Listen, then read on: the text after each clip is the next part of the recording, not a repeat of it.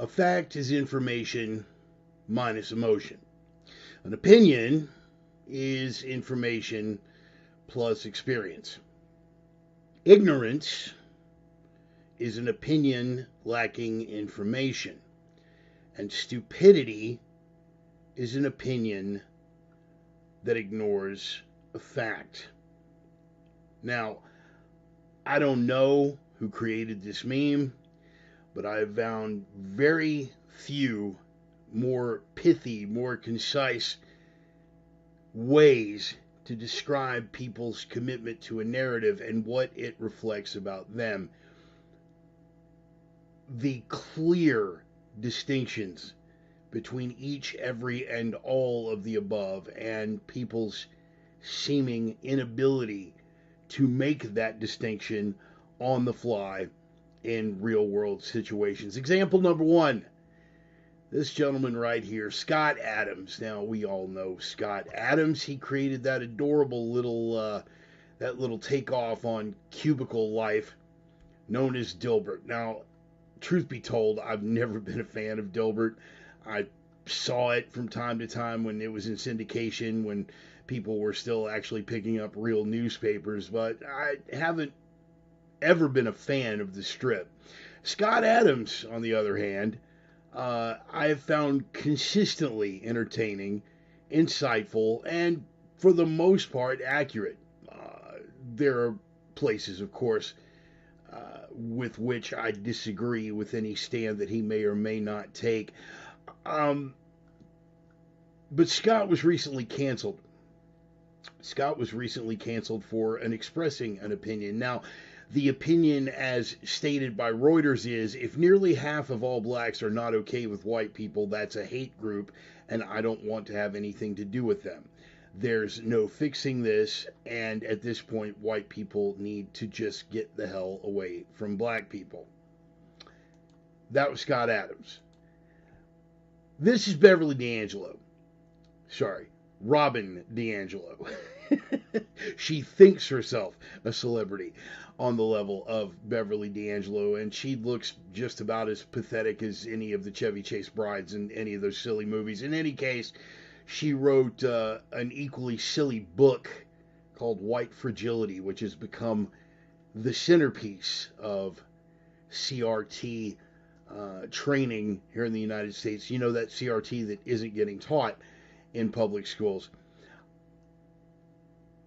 Here's what she had to say. People of color need to get away from white people and have some community with each other. So you can guess that, judging from Reuters and pop culture, that she was immediately canceled. No, in fact, she came out with those comments after Scott Adams had made his comments, and she was roundly celebrated for her boldness and courage and all that sort of thing. Now, I don't know where Scott might have come up with those ideas.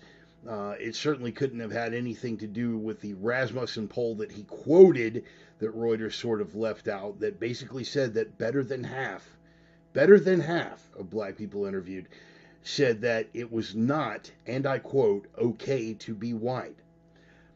I don't know why he would think there was any sort of racial animosity or any sort of racial animus or any sort of inequality in interracial violent crime or the way one community actually treats the other. I don't know where Scott Adams came up with these crazy ideas, but I guess he's just committed to the wrong narrative. Speaking of being committed to the wrong narrative, the one on the left goes by the porn name of Stormy Daniels. I've seen her work. It's fairly pedestrian. The guy on the right, his name is Michael Avenatti. Now, they trotted this horse-faced cunt out in 2018 with her weather-beaten snatch, which no doubt Mr. Avenatti on the right was getting to tag as part of his legal fee. She lost her defamation case. That's right. This whore lost her case and now currently owes the ex-president, the Mango Menace, the orange guy, Darth Cheeto. She owes him close to $300,000. in legal fees. And the man on the right, Michael Avenatti, well, he was breathlessly fawned over by the mainstream media. In fact, Brian Stelter, before losing his job at CNN, went so far as to say that Michael Avenatti, pictured here on the right, was Trump's biggest nightmare, and I quote, a serious contender for the presidency. Michael Avenatti is now serving 5 years in prison for defrauding the snatch on the left. So you would think that would be the end of it, but no. This is Manhattan DA Alvin Bragg. Now, besides having a bit of a glandular weight problem, and by that I mean he can't control his saliva gland, he trotted out this same horse-faced cunt to try to prosecute that same ex-president that the DOJ, including Merrick Garland, who is hardly a Trump supporter by any stretch of the imagination, refused to prosecute. It all fell apart this week after, again, much breathless fawning from the media of how we've really got him this time, the walls are closing in, it's the beginning of the end, etc., etc., whatever, I've lost track. But again, if people could distinguish between facts and opinions and ignorance and stupidity, as we put in the header, well, we might have a better time with all this. Example number 2. Yes. Goldilocks. That's right. Greta Thunberg, the doom golem. The textbook case for intellectual human shields. When you have an idea that is so bad and so indefensible, you have it spewed from the mouth of a child. Because if you go to the child and say, you're a fucking idiot for saying such things, well, then you're picking on a kid and you're kind of an asshole. It's a brilliant tactic, and it worked great until she reached the Asian majority and is now nice and legal for, well, any sick thought you might have about her. This week, well, a top climate scientist is warning that climate change will wipe out all humanity unless we stop using fossil fuels over the next 5 years. The problem with that tweet is that she had to delete it because it was 5 years old and we're still using fossil fuels and well, we're still here. I can't put this all on Greta. I mean,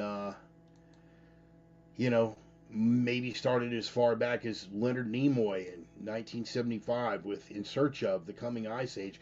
That's what set me off on my end of the world natural event odyssey. And of course, backed up by, Al Gore, Inconvenient Truth. Well, here's an inconvenient truth for you. Nimoy did this in the early 1970s, and it hasn't come about. Gore did this in 2008, and with a couple of minor exceptions, and on those the jury are still out, with a couple of minor exceptions, every single prediction made in that film, An Inconvenient Truth, is now provably false. The only ones that still stand the test of time are the ones we're still waiting for the timeline to expire. And I got to tell you, Al, it isn't looking good. Typically, when people make end of the world assessments, you get to miss one prediction before you are no longer taken seriously. You pick any doomsday cult in human history that missed their doomsday prediction and take a look at how they were treated thereafter. Any of them, pick one. And yet, that commitment to the narrative. Fact is information minus emotion. There's too much emotion at stake. An opinion is information plus experience. People get the wrong information and don't have the life experience. Ignorance is an opinion lacking information, or sadder still, having the wrong information. And stupidity is an opinion that ignores a fact. They continue to ignore the facts. They continue to double down on the stupidity. They continue to reinforce the narrative. What was it we were just talking about Ricky Gervais the other day? Beliefs don't change facts. Facts, if you're reasonable, keyword being reasonable, should change your beliefs. The same people that post this meme are the same ones that double down on stupid. Now, look, truth is truth no matter who speaks it. And I'm going to tell you something. Julian Noller from the Pew Research Center, that woman is suspect. But let's look at this quote within the context of the words themselves. Information is only as reliable as the people who are receiving it. If readers do not change or improve their ability to seek out and identify reliable information sources, the information environment will not improve. Now, I promise you, if you isolated Julia off in the corner and got her thinking, her response would not be teaching people critical thought. Her response would be forcing government intervention to make sure that only the proper information got out.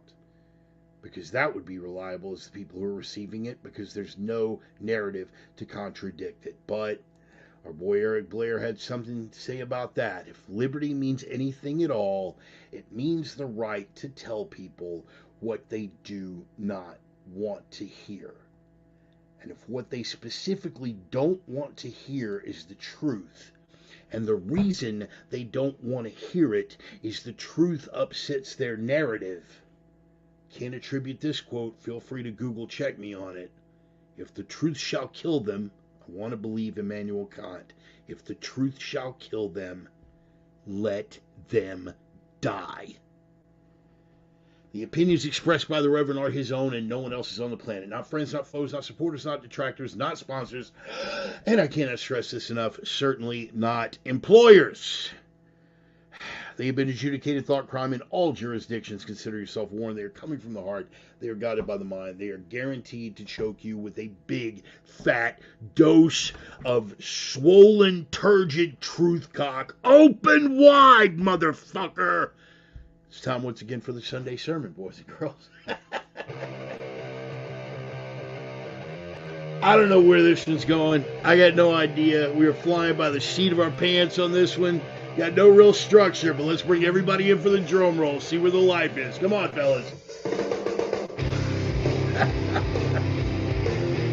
Oh, man. You know, some weeks it kind of comes to me early in the week, and I just kind of structure everything, put it together in my head, and it comes pouring out of me on Sunday.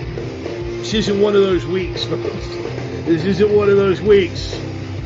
But I hope you guys will bear with me anyway, man. We got a lot of good stuff to get into. As always, come hard charging out of the starting gate with our bumper music from the band Red Desert, gut-stomping American rock and roll band from the once great American city that is now the smoldering embers and ruins of Minneapolis, Minnesota. The name of the band is Red Desert. The name of the track is Older No Wiser. Every week I get a little bit older. Every week you guys get to decide if I have gotten any wiser myself or contributed to your growth and wisdom. Some weeks I do better than others.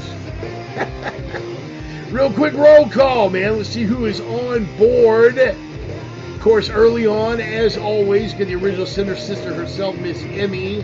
Got Brother Roman on board from OpiumTales.com. There's Emmy. Bill Wade, good to see you, brother. Sorry about the little 5-minute delay there, man. A little technical hiccups. No big deal. We got it straightened out. Severe weather season is upon us down here. Emergency preparedness tax-free weekend. RIP 23 lost to a wow. I'm just gonna let y'all read that. That's a category. That's an E4. All right, man. Prayers out to the people in Rolling Fort. Sorry that happened, man. That is, wow. That's pretty shocking news to kick it off with. Brother David, good to have you on board. Yeah, that is terrible. I mean, man, that is hard. And because it happened in a backwoods, rural, white American area, nobody's going to give a shit. There's going to be no disaster declaration, no fucking outpouring of support or any of that shit. Sorry, I didn't mean to go down that rabbit hole, but there it is, man. We all know. Ask the people of Ohio right now. Oh, Hey, what's going on, Joey? Glad you're on board. Glad you made it. Got Mr. Right on by. Thank you. Hey, cool. Good to see you. We got the mighty Stone. Right on, brother. All the usual suspects on board, Brother James Peterson. Good evening to you, too, as well, sir.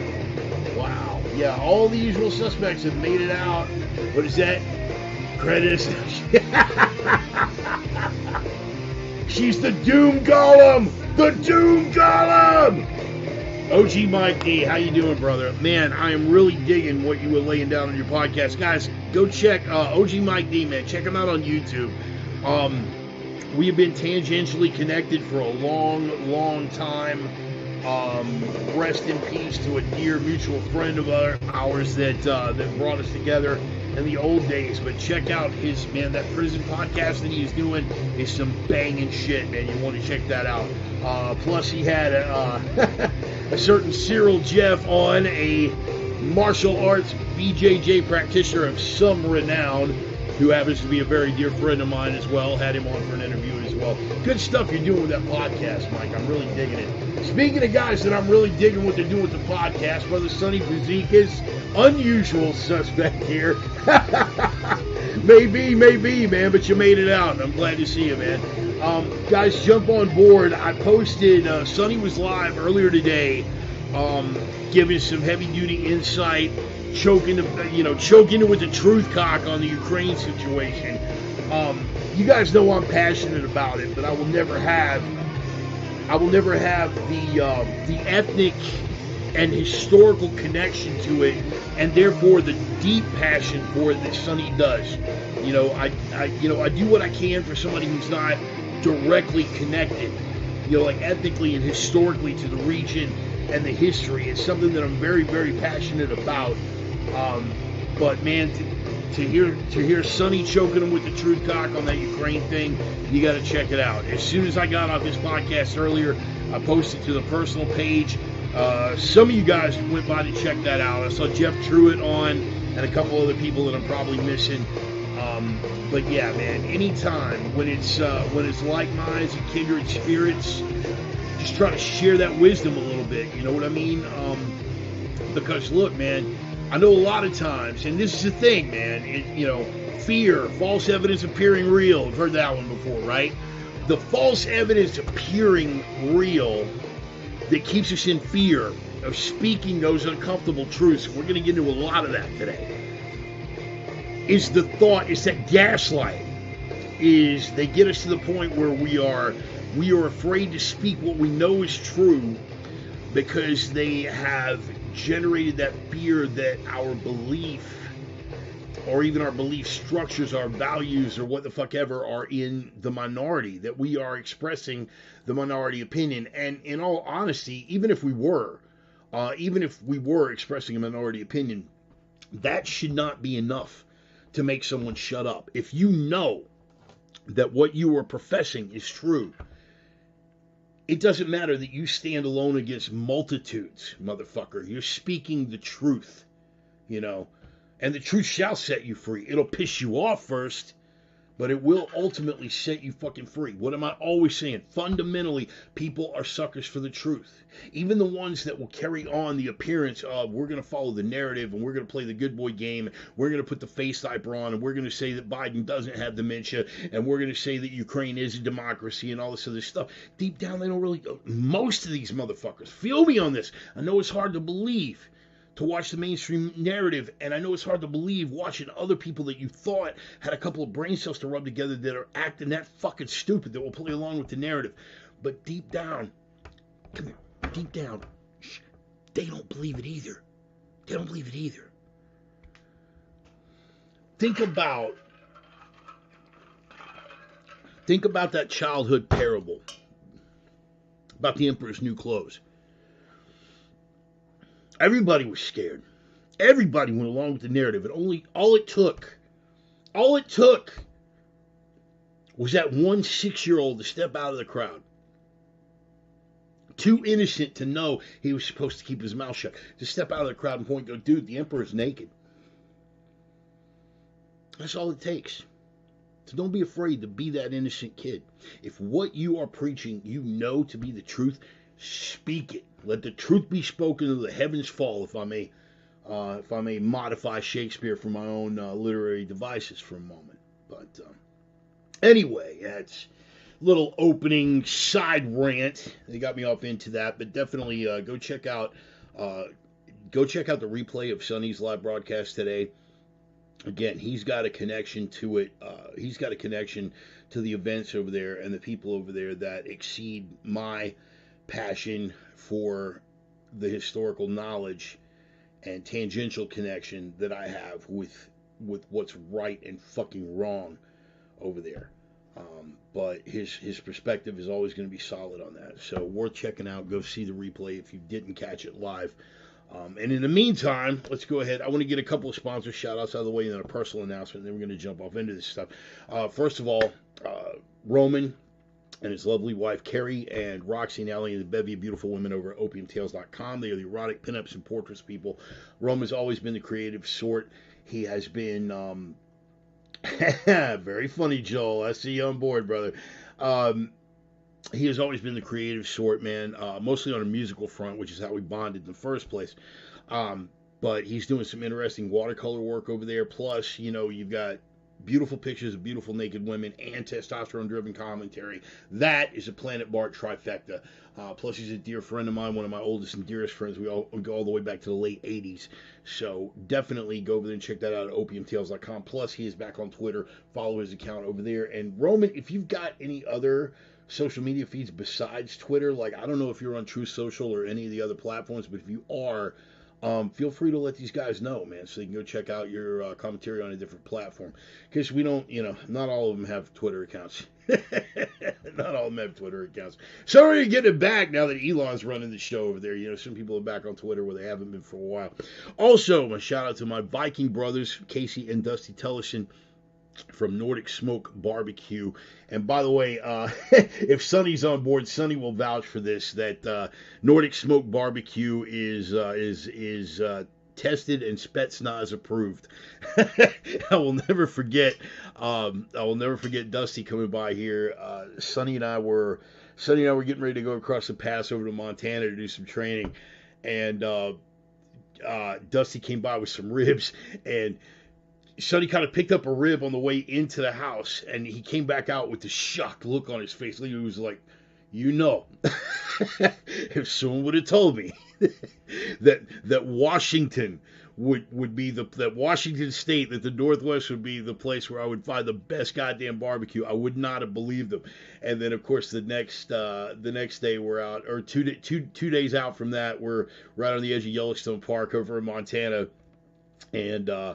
and he thought that Sophia and Nicholas, his two lovely children, by the way, he thought that Sophia and Nicholas had eaten the last of the ribs, and he completely unhinged for about 10, 15 seconds before Charlie was like, "No, Sonny, we got more ribs. We got another tub of ribs, right?" Good fucking times, man. Good times. Anyway, I will be down for the Fear Inoculum class with Sonny here at the end of April coming up, and I'm looking forward to that. So it's going to be a hell of an experience. And all of my guys, again, big thanks to Nordic Smoke Barbecue for being kid tested and Spetsnaz approved. All of my guys down in Texas, check out Sonny Pazika's Forward Training Concepts. You've got a tremendous training asset right there in the Lone Star State at Fort Honey Badger. Get with the man. Make yourself a little bit harder to kill. 'Cause going forward, that's going to be some important shit. Speaking of people that are hard to kill, I have an announcement that I've been wanting to make for a long time. You guys know, and everyone has offered their support and their prayers and their thoughts and their comments and their personal notes to me and their phone calls and their text messages. And I want you guys to know I appreciate every goddamn one of y'all and the support that you have shown. You know that my lovely wife, Charlie, has been undergoing her second battle with cancer. She is a previous cancer survivor, and it had been in remission for 10 years. She had been cancer-free for better than 10 years. There is a side comment that I want to make about the timing of it coming back, but I will leave it to the side for now because we're going to focus only on good news for the second She just finished her last round of chemo. Just finished it, bang, as of this week, and everything is looking good. We will have the official word and the prognosis, but for all intents and purposes, we can say that this long nightmare is finally fucking over, and she's going to be arriving here tomorrow, here in Spokane, Washington. She's going to be spending my birthday week up here with me in Spokane. We're going to get to spend some quality time together and just reflect on one more hill that we have overcome, one more obstacle that we have conquered, one more struggle that we have weathered together. And it has made us stronger together as a couple. There's no way it could make her stronger as an individual, because the strength that she has demonstrated through all of this and through life in general, the strength that she has demonstrated is exemplary in every sense of the word. She is my source of strength when my own strength is found wanting or flagging. And she's a fantastic wife and a fantastic human being on all fronts. We bitterly disagree on many, many things. There are more than enough occasions where I'm sure one or the other. No, because I've never, yeah, I've pondered yelling and screaming and possibly hurling furniture through windows and stuff like that. She's more the subtle type. She's kind of the, in her darker moments, has probably pondered putting a pillow over my face while I'm sleeping. But which is not to say that she doesn't have skill with edged weapons, or the willingness, being a surgical assistant nurse, to dismantle a motherfucker. I think she would find it messy and tasteless to do me in like that. But in any case, we both bring out the best in each other, and it's that common ground where we meet in the middle. It's the places where we meet in the middle that we, God, I hate that. Oh, you complete me. God, I hate that shit, that cliched fucking bullshit. But and I'm not going to say we fill in the gaps, because David is on here and he'd be like, dude, that joke is too fucking easy. Basically wrote itself. We have very complementary spirits, and we're very, very strong together as a couple. And this is one more obstacle that we have. Arsenic in your caffeine. Also a possibility, Ryan. Also a possibility that I had considered. So yeah, last of the chemo is done, and we're just waiting for the formality of it.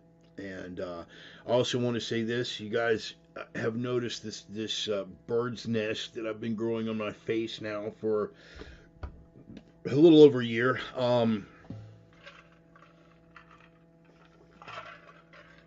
I started growing that out when she got the diagnosis, and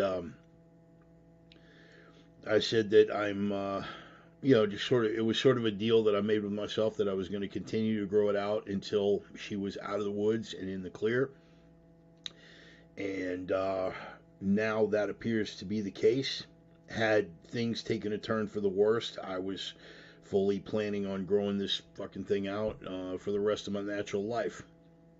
It was just sort of a little thing that I'd put together in my head.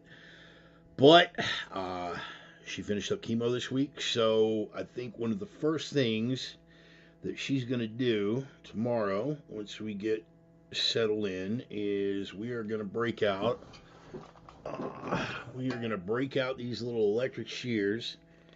We'll break out these little suckers.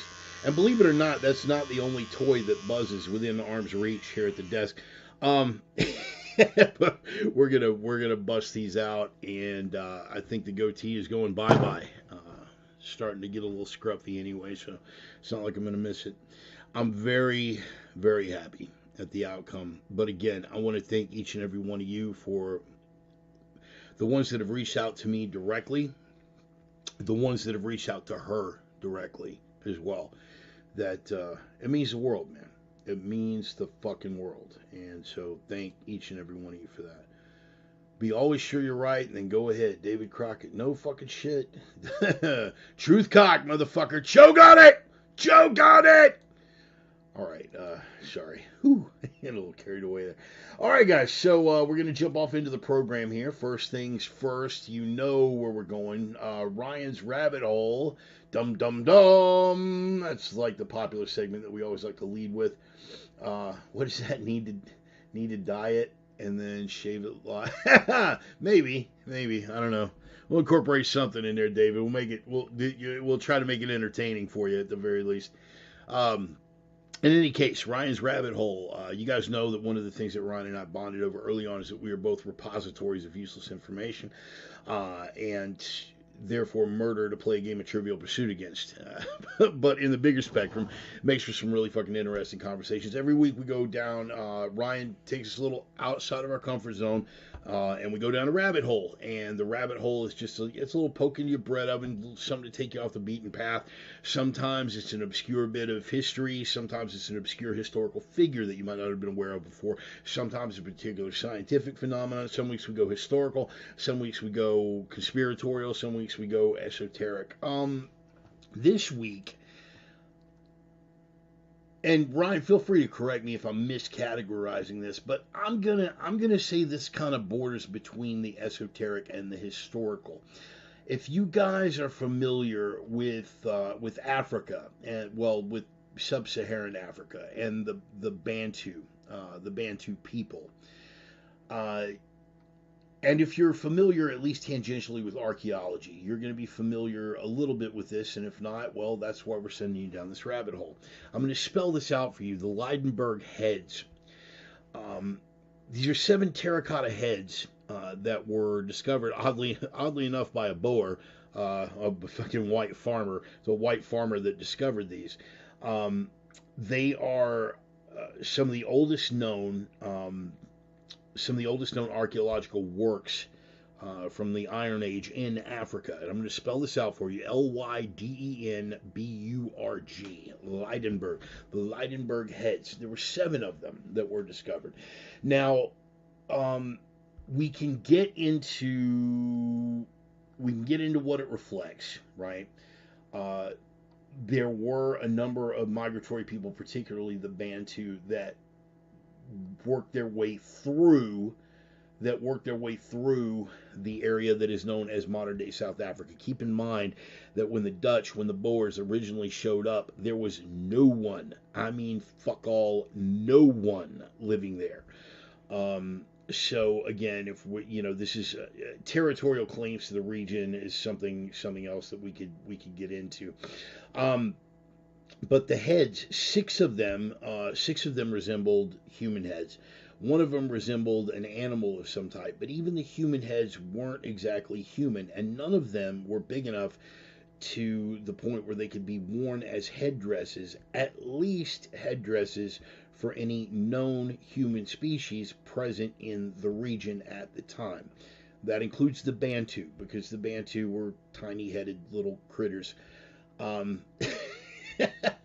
There's also evidence on several of the heads of a tribal practice which was common among the Bantu, which is scarification. Of course, and you've seen a lot of that if you're familiar with the history of sub-Saharan Africa and tribal cultures, and the Bantu in particular. You will note that there's a lot of scarification practices, where they would cut into the flesh to generate decorative scars as part of the healing process. There were evidence of scarification on these terracotta pottery heads. However, there were some features of these heads that were humanoid, though not necessarily human. What am I suggesting there? Well, here's the thing. Humanoid, but not necessarily human, but more hominid than simian. So we're not looking at something that was bridging the gap between lower primates and upper primates. We are looking at something that could be a third phenomenon altogether. Again, there were rings in several of them that indicate that they could have been worn as a corded accessory like a necklace or from a belt or hung from overhead on a dwelling, a mud hut, this kind of stuff.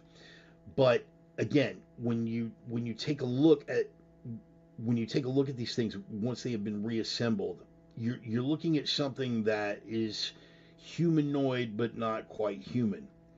And there are about a half dozen really good. There's about 2 dozen really fucking David Icke theories about it, and there's about a half dozen really good ones. But I'm going to let you guys go down that rabbit hole and see what you have to say about it. It's some of the things, including the neck rings, right, and the rings being used to elongate necks, which is also, a cultural facet of many sub-Saharan African cultures. So, is it, is it reflective of a cultural value of people that existed there, or is it something different, or is it a cultural value of someone existed there observing things that were above and beyond their understanding? What are you saying, Bart? Aliens. Maybe. I'm not going to get all X-Files about it, but it's definitely worth looking into, and there are some fascinating theories about it. Again, the rabbit hole is the Lydenburg Heads, Lydenburg, the Lydenburg Heads. Get into it, man. Chase that rabbit hole as far as you are willing to go, and just sort of see which theory resonates to you, because that's another one of those. And a lot of times when Ryan and I go off on some of the really obscure stuff, the theory that you're going to adopt is probably going to be a lot more reflective of who you are than what it is you're studying. This is not necessarily a bad thing. There's going to be a certain amount of innate subjectivity with regard to anything that we're fucking talking about. Emulation. Imitation is the sincerest form of flattery. Joey, my theory is napalm oriented, that immolation is the sincerest form of flattery. If you love someone, set them on fire, right? So just we gotta run with that. Anyway, yes, imitation is the sincerest form of flattery, and that might have been exactly what the Bantu had going on. We will never know. Best that we have, as with any history, is speculation. You can play the telephone game all day long and sort of roll with it. So, some of the bullet points that I wanted to get into. Again, we covered a little bit of this in the opener. Oh God! I never wanted to make this the COVID cast, and I certainly didn't want to make it. The Trump cast. There's more than enough.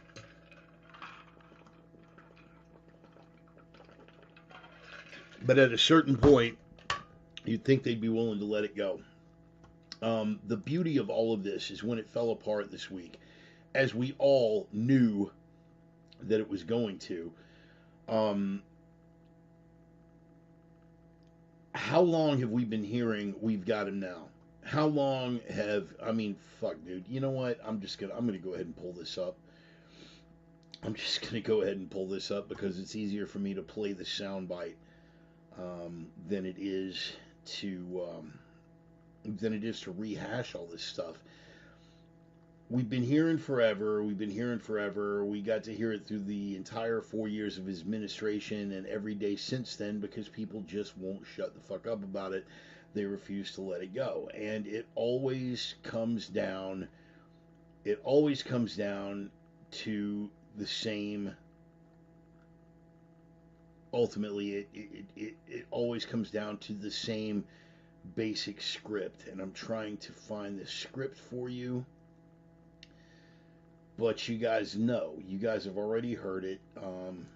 Let's just roll with it. Here we go. Donald Trump's done. He's done. There's no question about that.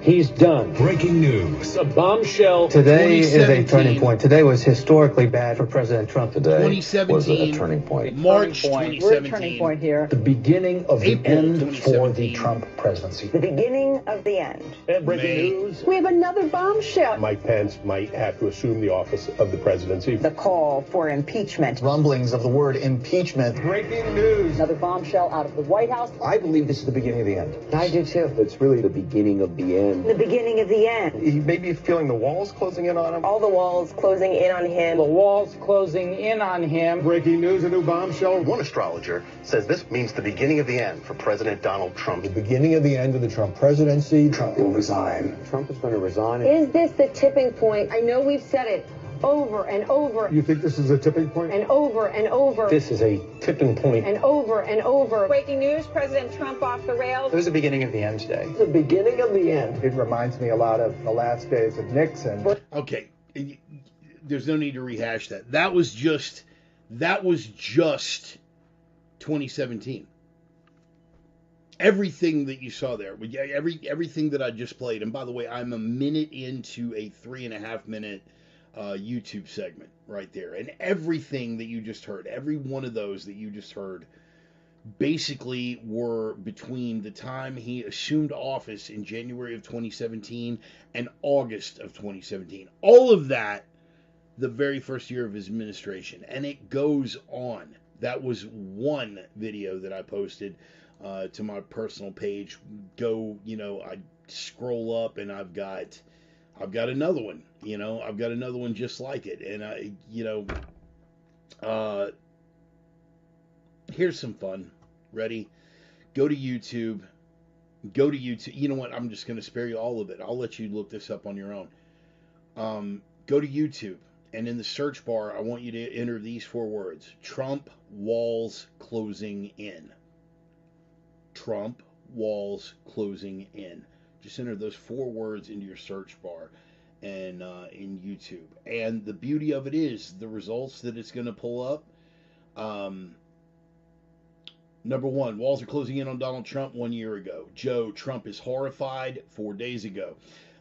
Donald must be feeling the walls closing in 1 year ago, 1 year ago, 1 year ago, 9 months ago, 5 years ago, 4 years ago, 4 years ago, 3 years ago, 4 years ago, 5 days ago. It literally never ends. It's this insanity of being so committed to a goddamn narrative that every other sensible bone in your body fucking leaves. Here's the example that I'm going to give for myself. And again, man, I got to hold myself to account on this. Probably at least until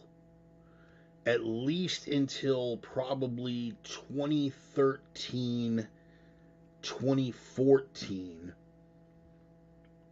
And I'm not proud of this. I'm really, really not proud of this in retrospect.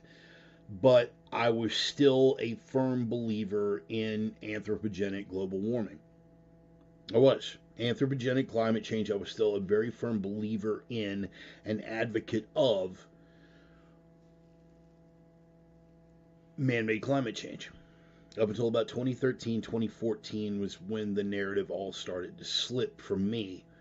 And again, that's very late in the game, and I'm not proud of this, but I have to hold myself accountable. I have to, because I would expect nothing less from y'all holding me accountable. Part of the reason that I do this, you've heard me say this on the sermon before, is that I want every position that I've ever had to be there, to where you can document it, and you can go back and see where I was right, and where you can see where I was fucking wrong. Right? It's the beauty of this fucking sermon. Don't Roman, don't feel bad. I was a believer up until later than that. Well, Roman, and it's interesting. And Roman, I'm glad you of all people brought that up, because I can remember back at Harvard on the Highway, North Harris County College. That one semester I did at a community college. That was the reason. That was the way that we met. But I can remember both of us at the time And we were both very different people then. Very different people then. Thank God for personal evolution. Thank God for personal growth and being able to admit when one is wrong. Most people do not have that ability. But I remember you and I both reading, and see if this one brings it up, The Population Bomb by Paul Ehrlich. Yes. I remember going to the campus auditorium and seeing that one speaker who had come out to basically say, hey, everything that Ehrlich is saying is wrong. And you and I both were raging at that shit. Because again, we were committed to the narrative. Now I can't speak for Roman on this, but I can tell you one of the things that influenced my decision. And this is getting back to what I'm saying about no one is entirely objective, myself included. No one's entirely objective. You strive for objectivity, but what you say is always going to be colored by your personal view. What you choose to accept or reject on some level or another is going to be colored by your experience. This is a fact. Okay? Part of the reason why I was so committed to the global warming narrative was because I wanted an ecological disaster. I wanted a total collapse. I desperately wanted the planet in my lifetime to say, fuck you, there are too many of you useless eaters crawling my skin, get the fuck off me. And as a result, I was affected by my own confirmation bias. Deep down, I was not unaware that my confirmation bias was affecting my thought process on that. But I stuck to the narrative. Now look, let me just say, and this is the prepper part of me. This is not the practicality part of me. This is not the likelihood part of me. I don't know if you guys ever saw the movie The Day After Tomorrow. If you haven't, you should. And I'll tell you why. Because it was very, very loosely based on a book called The Coming Global Superstorm by Whitley Strieber and Art Bell. The beginning of every chapter, right? The beginning of every chapter had 3 or 4 pages that was a story, that was a narrative of these events are happening in real time. And those opening pages of each chapter were what became the movie The Day After Tomorrow. However, if you read the book, and it's a riveting fucking book,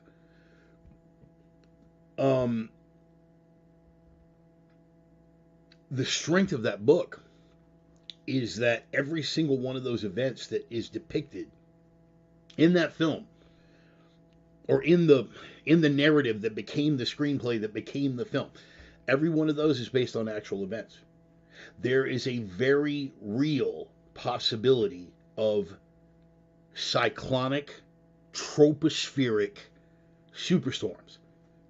It's happened on the planet before. Documented. It has happened on the planet before.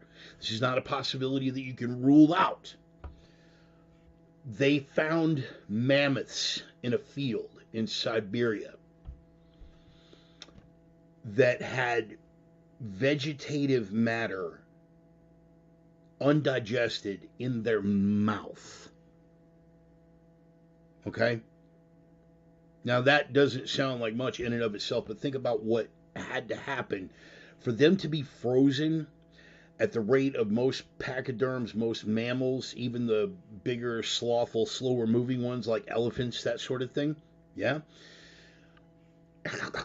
In order for them to have that undigested plant matter frozen in their mouths, that means that at the point that they were frozen, the surface temperature of the planet had to drop by almost 100 degrees in a matter of minutes. Nearby, these mammoth bodies, they found fruit frozen on the trees. Same undigested stuff that was in the mouth of these mammoths. Shit like that has happened in the history of this big fucking rock that we live on. Our magnetic pole has shifted more than once. And I don't mean the little wobbly shift that we're getting now that people like David Icke and several people online are making so much of.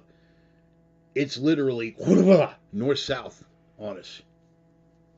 Literally flipped the script on us before, right? These things have happened on the surface of this fucking rock. So while a natural cataclysm can't be ruled out, this slow creeping, we're going to die any day now if we don't stop burning fossil fuels, if we, peak oil, the oil's going to run out by 1970, we're going to have acid rain killing all the crops by 1980, mass fucking starvation. Paul Ehrlich was saying what? Paul Ehrlich was saying what? We were all going to be dead by 2000, mass starvation events, this, that, and the other thing, all this stuff. Folks, at some point, you have to re-examine, no matter how committed you are to the narrative, and that's what finally hit me. I wanted it. God, I wanted it so fucking bad. Please, if there art a benevolent God, let him rain fire and brimstone and tropospheric superstorms on this godforsaken rock and cleanse this fucking planet of these useless eaters that have populated its surface. Cast them into hellfire, never to be seen again. That was me. I wanted it. Something awful. Still do. But at some point, you have to re-examine and at least entertain the possibility, maybe I was wrong. That's too difficult for most people. What was the old quote from Clemens, Ryan?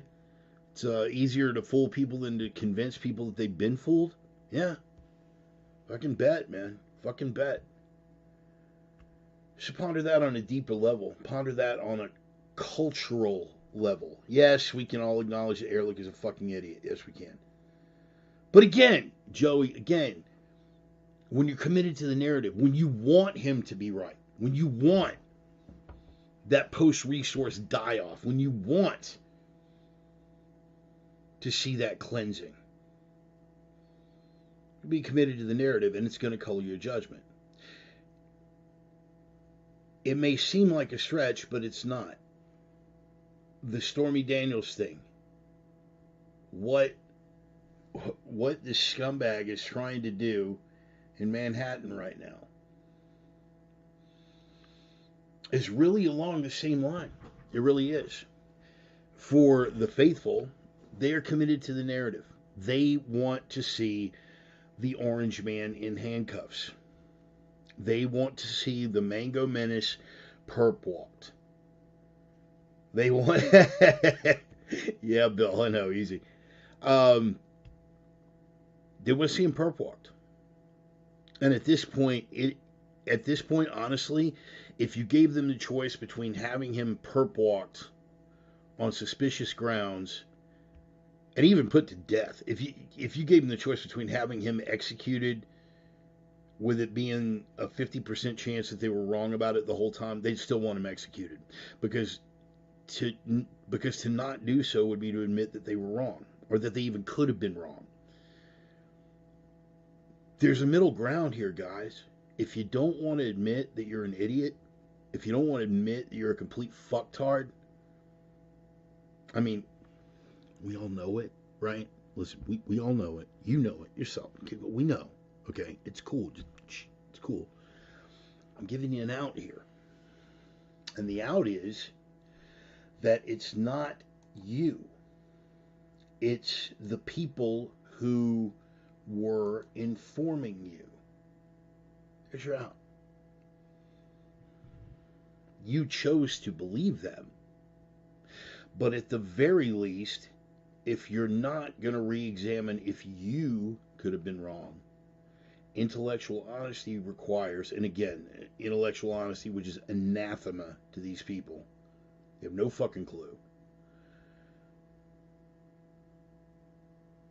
It requires you to at least ask yourself if maybe you believed the wrong folks. That maybe the people who you have outsourced your critical thinking to have categorically and systematically misinformed you. But again, that requires not only reflection, but self-awareness, and the kind of people that we're dealing with are capable of neither. I've been wrong many times in my life. I've committed myself to ideology for ideology's sake many times in my life. Had to re-examine it, had to take a step back from it. I was raised in the church and steeped in the scriptures, hardcore, smack you in the head with a Bible for a long fucking time. In fact, when Roman met me, I was still a fucking evangelical Christian. Wasn't quite ready to let go of that yet. But I finally did have to re-examine it. That doesn't mean that I reject the whole ideology. That doesn't mean that I don't still take great strength from the scriptures. That doesn't mean that I reject it sanctimoniously and everything that it represents, in spite of the great things that it has brought to Western civilization. That just means I'm not that guy anymore. I've never made any bones about my past or my present, for that matter. You guys know my history. Ran hardcore stiff-arm salute crowd. Adopted that ideology for the sake of that ideology, because that was going to be my answer. Worked perfectly well with the Bible thumper part of me. Why the fuck not? Why is my world so fucked up? Oh, well, you gave me an ideology. Here is why your world is so fucked up. Not anything you did. It's the Muds and the Jews and the, that was easy enough, right? Beats the hell out of thinking. Beats the hell out of being analytical. Critical thought. But I had some hard lessons, and it got to a point where I finally had to reflect on everything that I was fucking espousing and everything that I was living as a result of what I was espousing. And I had to re-examine that, and I had to step away from it. And guess what I did right after that? I went completely the fucking polar opposite. I was Antifa before Antifa was Antifa. Black Bloc. Revolutionary Communist Party, RCP. In fact, if any of you enterprising folks out there, including, no doubt, my case officer who is probably watching the broadcast, take a look at my records, man. Take a look at my records. You will find pictures of me at demonstrations with Travis Morales, who incited the Moody Park riots. You will find me marching with La Resistencia and the Revolutionary Communist Party. Oh yeah, it's out there, people. Again, good, bad, or indifferent, you're going to know who the fuck I am. You're going to know where I've been. You're going to know what I've been about. And you're going to know the lessons that I have learned from that walk. I'm not going to hide shit from you. Don't mean I'm proud of it. And just like I said last week, I don't equate myself to Orwell, but Orwell went on a very similar journey. Hardcore right to the point of almost being fascist, and then polar opposite back to the left. To where even when Walter Duranty was doing his little cover operation with the New York Times for Stalin and all the things that he had going on with the fucking Holodomor, Orwell at the time was still claiming socialism. And Orwell had to look at what went on in the Holodomor. That's when he wrote Animal Farm. You feel me? Imagine if Orwell would have been as committed to his ideology. Unwilling to change. Unwilling to admit that he may have been wrong. That he may have been misinformed. That the people who had been giving him information were giving him incomplete or incorrect information. The fact that he could be lied to or fooled. Imagine if he would have been so committed to his ideology for his ideology's sake that he would have been unable to reflect. One of our greatest literary resources on any level in the entire history of the West, I'll fucking say it. Not to be puffing Orwell's pecker or anything, but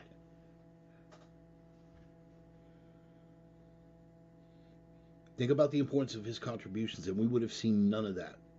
The only reason we got to see his greatest works, like Animal Farm, was because he had the ability to look and reflect and say, hey man, I was wrong.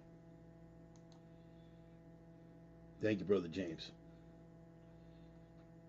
You're able to look at that and say, hey, I was wrong. Maybe the people that I was counting on didn't exactly tell me the truth. Again, that Clemens quote, it is easier to fool people than to convince people that they have been fooled. Why? Because people don't like to admit, people don't like to entertain the prospect that they ever could have been wrong. Bart, why are you so right all the time? Every time you post a fucking memory from the memories feature on Facebook, man, you called it fucking years ago, bro. You're fucking constantly ahead of the curve. Why? Because I was so wrong for so fucking long and so stupid and so misled and so fooled and so misinformed. And the only difference between me and those people is I had the balls to admit I was wrong. Not even the balls to admit that I was wrong, but the balls to even entertain the possibility that I could have been wrong. Again, a lot of people like to post those memes. We know about this one, right? How many of you got at least one grazer in your feed? If you're really unlucky, it might be a fucking family member that loves to post shit like this, but they don't live it. They don't live it.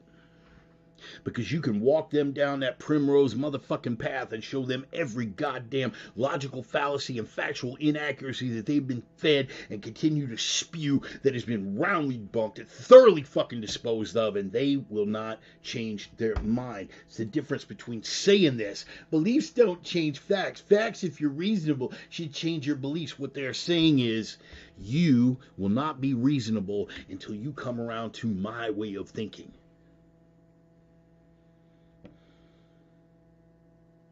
I don't need none of y'all motherfuckers to come around to my way of thinking. In fact, if every fucking one of y'all thought like I did, I would probably start second guessing myself.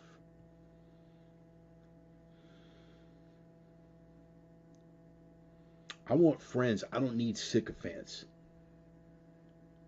If I need sycophants, I'll put on a fucking AOC or a Biden button.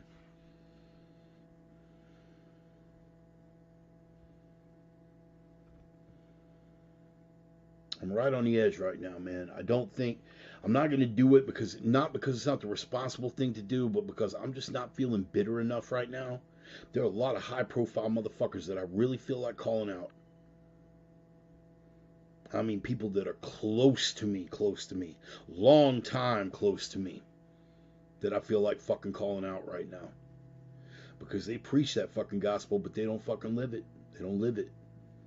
Because again, it's what they say versus what they mean. And what they're saying is what Ricky Gervais had to say, but what they mean is you will not be reasonable until you come around to my way of fucking thinking. When everybody else was getting behind the war on terror and saying that the only way to fucking fight that fear is to enable the goddamn federal government to do whatever the fuck they want via the Patriot Act, I was the one motherfucker screaming, what the fuck are you talking about? In my high school days, I was a Reagan kid, but when people started making noises about property forfeiture laws, I felt like I went, well, because I was. I felt like I was the lone voice in the wilderness because I was the lone voice in the wilderness. They came out and said, hey, man, look, guys, I know you say this is only going to be used against drug dealers and bad guys, but don't you think there's a possibility that it could be... Shut up, man! What do you want, them goddamn liberals now?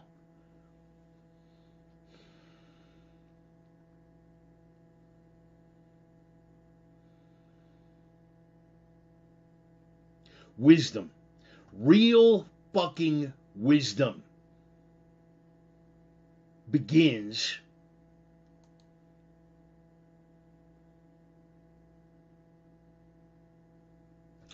with admitting the possibility that you could have been wrong, that you could have been misinformed,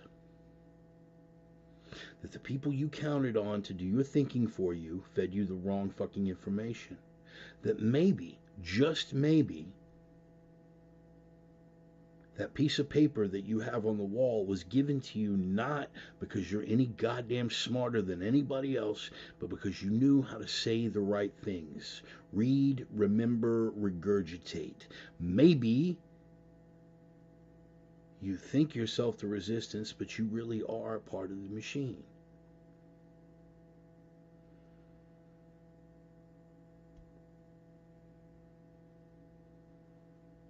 I will always entertain the possibility that I could have been wrong. That is exactly how I've gotten to the point in my life where I am so motherfucking consistently right. Puff my own pecker on that? You betcha. Took a long time for me to get here. Took looking like a goddamn fool a lot for me to get here. But I'm gonna wear that shit proud now on a critical race is a topic. How's eugenics not? Bro, we're gonna get there, bro. We're gonna get there. We're gonna get there, Ryan. Believe it.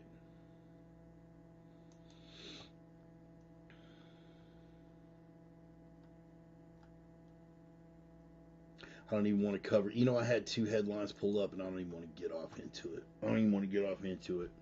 Because again, getting back to it, being committed to the narrative, but the birth of wisdom, and that bullet point, reclaiming your autonomy through the art of not giving a fuck. You have to be able to call everyone out, including yourself. And I don't give a damn what that says about me. I don't give a damn what that says about me. What, Bart, are you saying you were stupid all this time? Yeah, that's exactly what the fuck I'm saying. Yeah, well, we're going to go ahead and keep being stupid. We're going to double down on stupid. You're just not smart enough to be stupid like the rest of us. 7-year-old rhetoric on a school playground. But that's about what it breaks down to, isn't it? I can look and say, wow, I was wrong. I was categorically wrong. I didn't jump on the, and again, getting back to climate change, I didn't jump on the fucking man-made climate change bandwagon because I wanted to be part of a greater whole, because I wanted to be part of some big fucking group, that I wanted to be, part of the cool kid club. I jumped on the ideology because it made sense to my own fucking bias at the time. It's what I wanted. It reflected what the fuck I wanted to happen.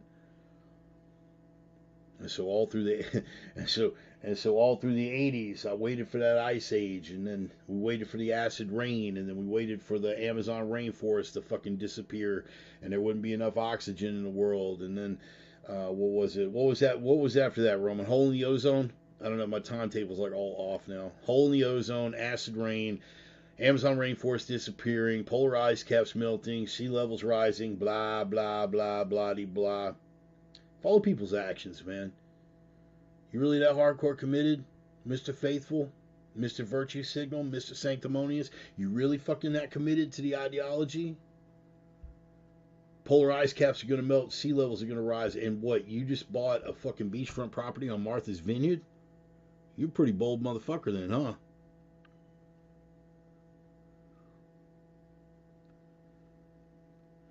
One of my favorite quotes, and you know the one, man, comes from Aldous Huxley. The course of every intellectual, if he stays at his task long and diligently enough, he arrives at the obvious, a place from which the non-intellectual has never stirred.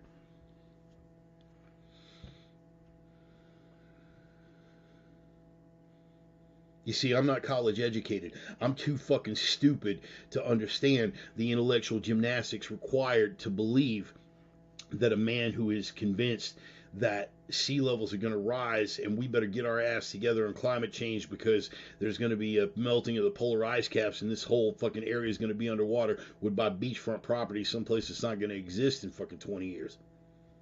I'm too, I'm too uneducated to do the necessary intellectual gymnastics on that. I'm just dumb, right?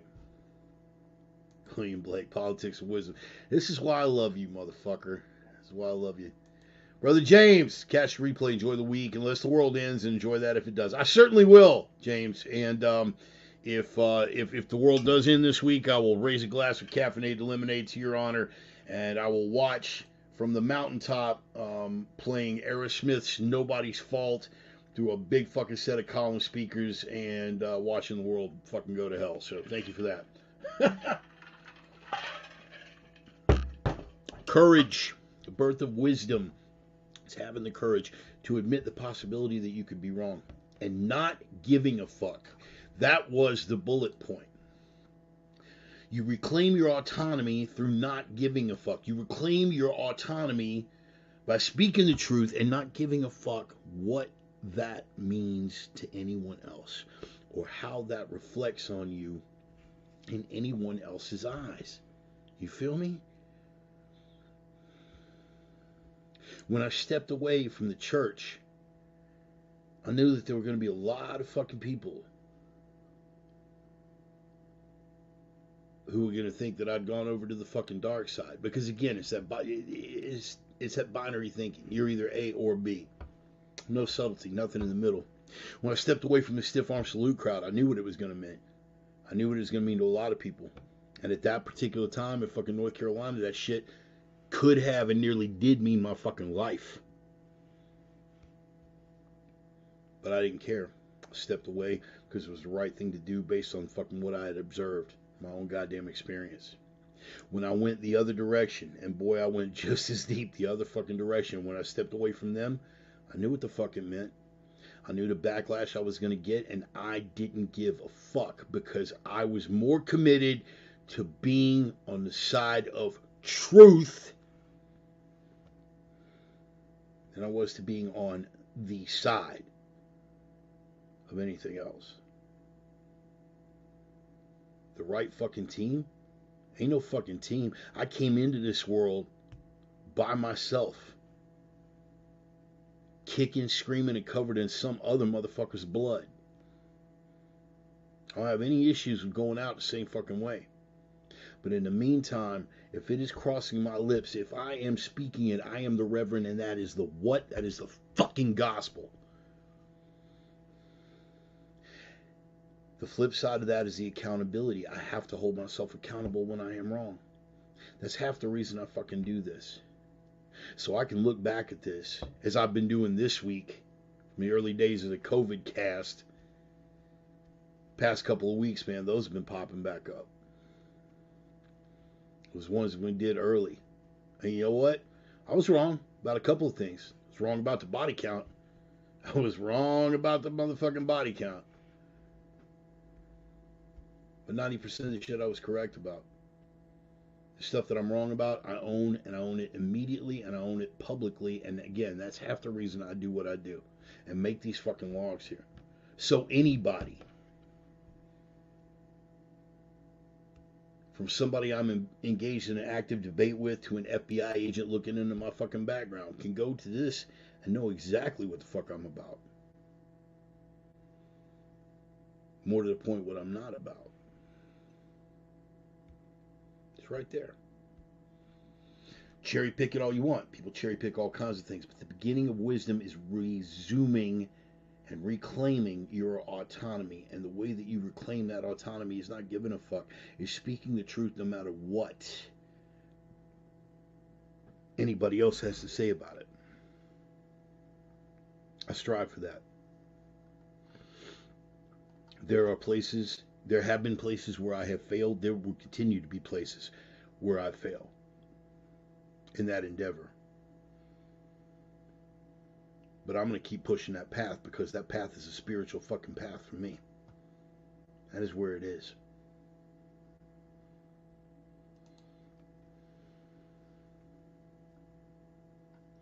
Again, I had a couple of news headlines that I wanted to get into here, but it's just anticlimactic at this point.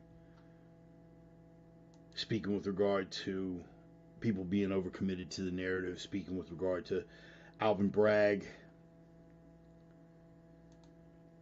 speaking with regard to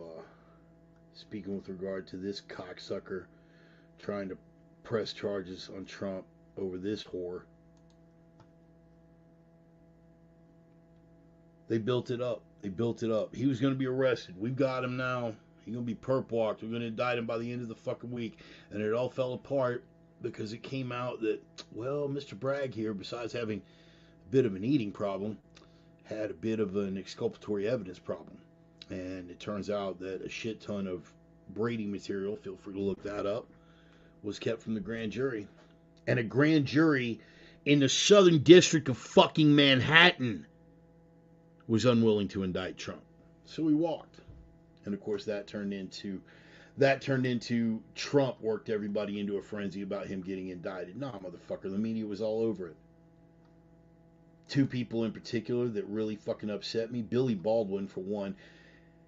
That any uprising over Trump's arrest, and this is a quote, by the way, Billy Baldwin, you subhuman piece of shit.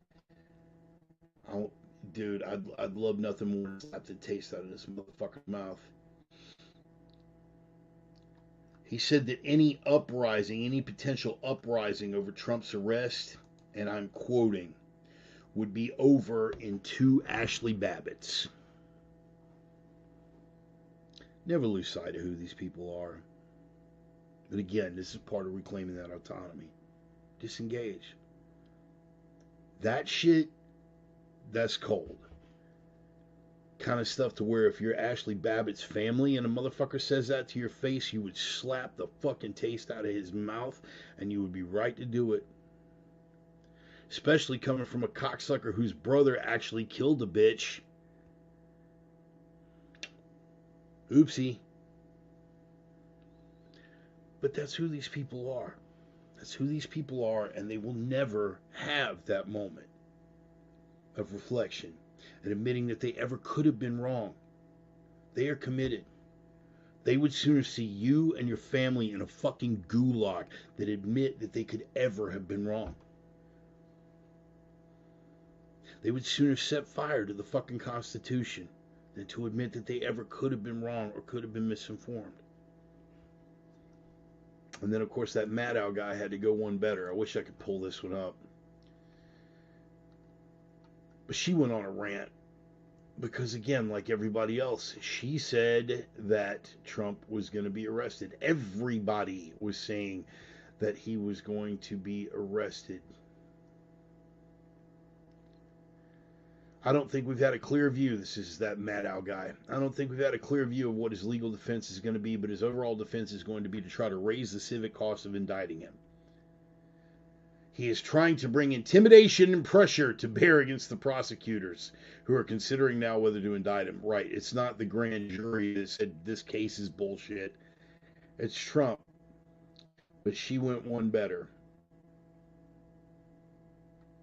You guys know how passionate I am about Waco. You know that we are coming up on the 30th anniversary of that federal massacre in fucking Waco, Texas. And this cunt,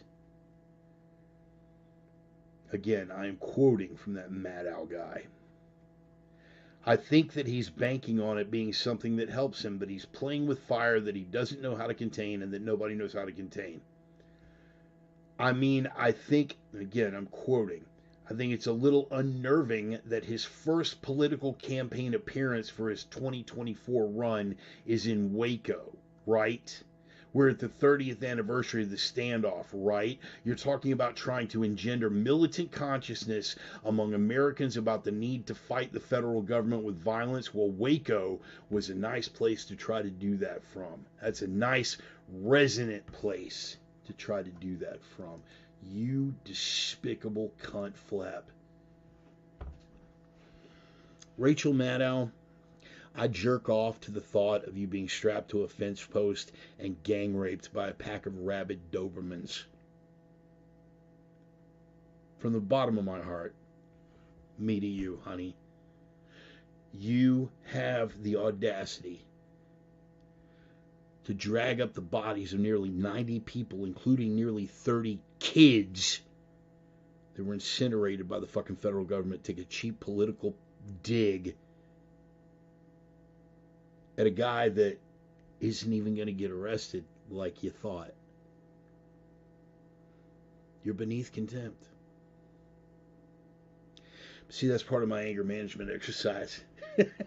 I visualize this really, really horrible shit happening. Graphically visualize it. In the moment. Everything. The sounds. The smells. I put myself in that moment. With the salivating dogs and the barking and the screaming and the, paws on the back and claws digging into flesh and the squishy, all that. I'm there. The smells and the howls and the screams. And then I put it in a little box. I throw it over my shoulder. I forget about it.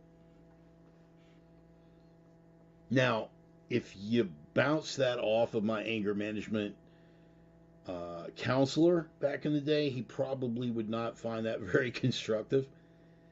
But it keeps me from freaking the fuck out. It keeps my powder dry, Jimmy. Keeps my powder dry. Things to do in Denver when you're dead. If you haven't seen it, you should. Keeps my powder dry, Jimmy. I'm Critical Bart now. Critical Bart. One of you motherfuckers got that. These people are sick, man. No ifs, ands, or buts. They're fucking sick. The difference between me fantasizing about horrible shit happening to Maddow for having the audacity to bring up fucking dead kids to make a cheap political point is I don't have the weight of the government behind me in my hatred. I don't have the weight of every major cultural institution in existence behind me in my hatred to enforce my wishes. I don't have the full faith and power of the Department of Justice weaponized against my enemy's ideologies to carry out unconstitutional measures. You feel me? You motherfuckers like to think of yourself as the resistance. You are not. You are the machine. Everybody knows it. When you get into the younger generation, you want to know what the cool kids are now? Cool kids, the cool kids always wanted to be anti-establishment, and the kids see you as the establishment. So they buck, much like we should be in the innocence of childhood.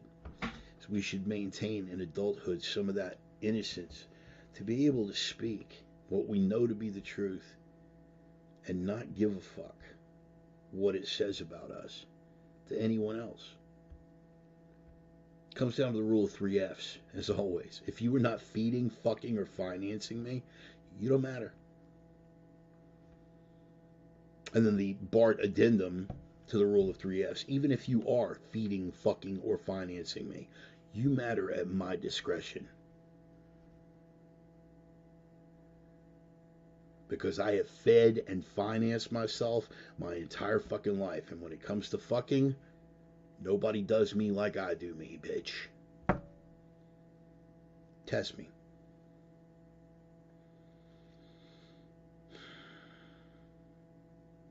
But that's part of reclaiming that autonomy. Speak the truth, and it doesn't matter what the fuck anyone else has to say. Live in a way that you find virtuous, and it doesn't matter what anyone else has to say.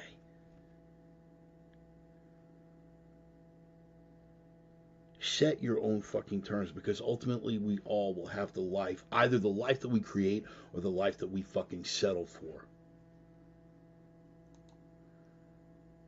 David, I hope you're still on board so I can brag on you a little bit. My boy David, man. David Longstreth, he's on here.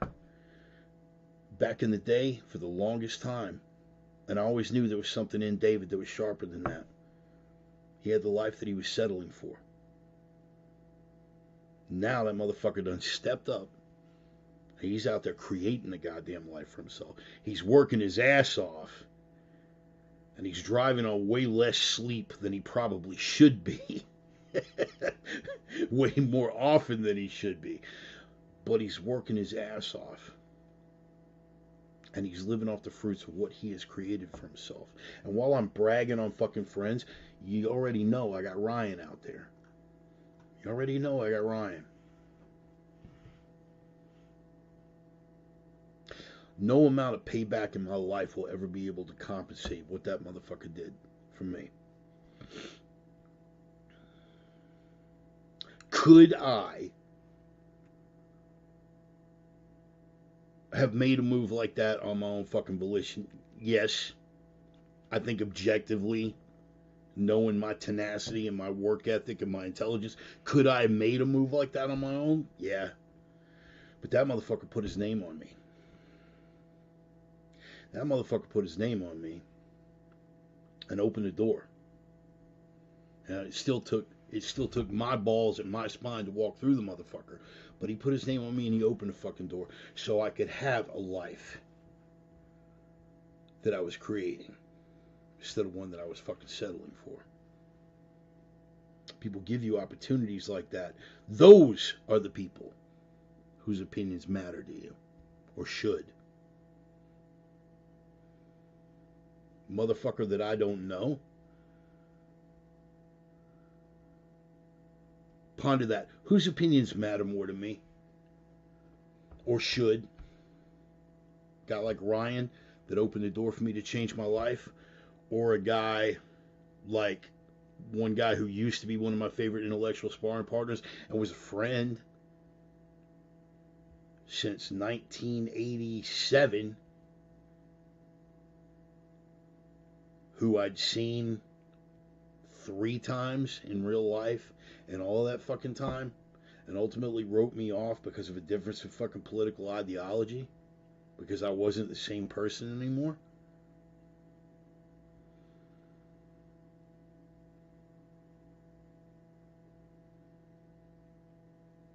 I'm going to say some shit's going to rub a few motherfuckers the wrong way here, but I don't care. Again, I don't give a fuck. I'm going to speak the truth. You're going to know where I'm at. Do I care about someone who I didn't know for 51 years of my life? Or do I care about motherfuckers that are opening doors for me when it comes to what is going to shape my ideology and who I fucking resonate with? Particularly when parties that I didn't know for 51 years out of my fucking life are the same kind of people that post those fucking memes and don't mean it. I'm content to let a motherfucker be stuck on stupid. I'm totally content to let that happen. But you better know your fucking lane. And don't ever have the audacity to question my fucking integrity or my fucking ideology on anything, because I've given it more thought than you have. And thank God you didn't raise me. Ooh. That rough? Telling tales out of school? Yeah. It's possible to have love for a motherfucker, but love is one thing. Responsibility is for yourself. It's for the people that have opened the doors, for the people that have made the statements, for the people that have fucking hung close. What you think? What you think? Me and Ryan have never had beef, right? Oh, what you? Oh, you think me and my wife have never fucking argued about anything?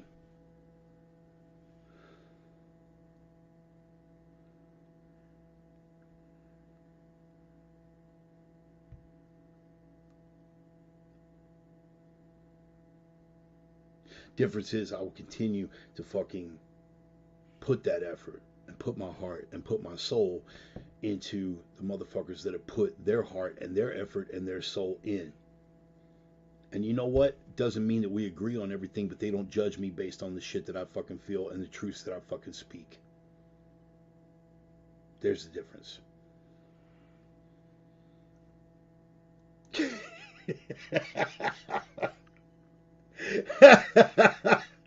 I wasn't going to go like that, Ryan. I wasn't going to put us out on Front Street like that. God damn it. Which, okay, fine, that is a true story. But for the record, okay. But for the record, if such a rematch were to present itself, you would find that there would not be any takers on this end.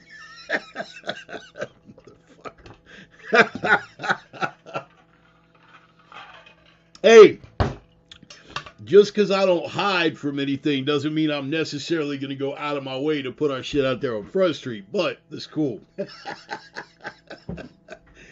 Oh, man, I love you. You know this.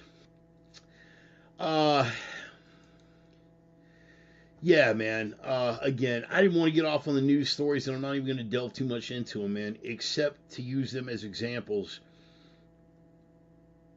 for the points that I'm trying to make here about people doubling down on stupid, being incapable, or not incapable.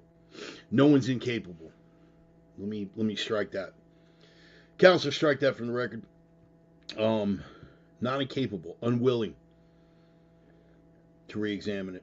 Some people are unwilling to re-examine that they could have been wrong because they are afraid, right?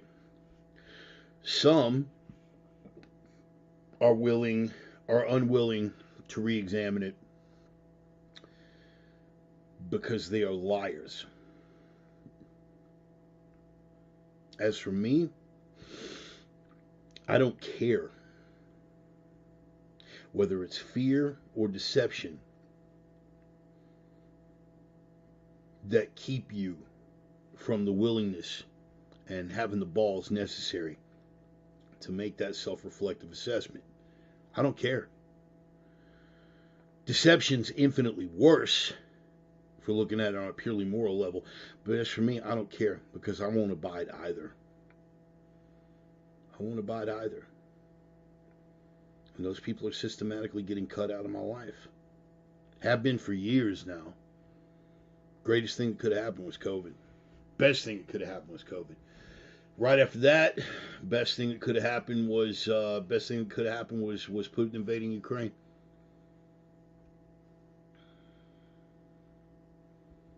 People showed their level of ignorance and stupidity and grazerhood along that one too. So I'm thankful for that. In any case, ultimately, reclaim that autonomy by not giving a fuck. Speak the truth, regardless of how it reflects on anybody. At the end of the day, have you ever been without friends before in your life? You ever had a point in your life where you were absolutely without friends? I've been there. I think most of y'all have too, right? So what's another day? Y'all ever been hated, truly fucking hated in life? If not, y'all ain't living right. Ain't nobody loved by everybody. Nobody loved by everybody. Bet your ass, man, Gandhi, they put that motherfucker in the ground. Had some motherfucker out there going, yeah, man, that motherfucker died owing me money. Fucking diddled my wife, fucking unshowered, stinking ass motherfucker. Fuck Gandhi. Jesus, yeah, man, I knew that Jew motherfucker. Die on a motherfucking cross. Never did finish that chair I sent him. That's a carpenter joke. But whatever. Nobody loved by everybody. Nobody.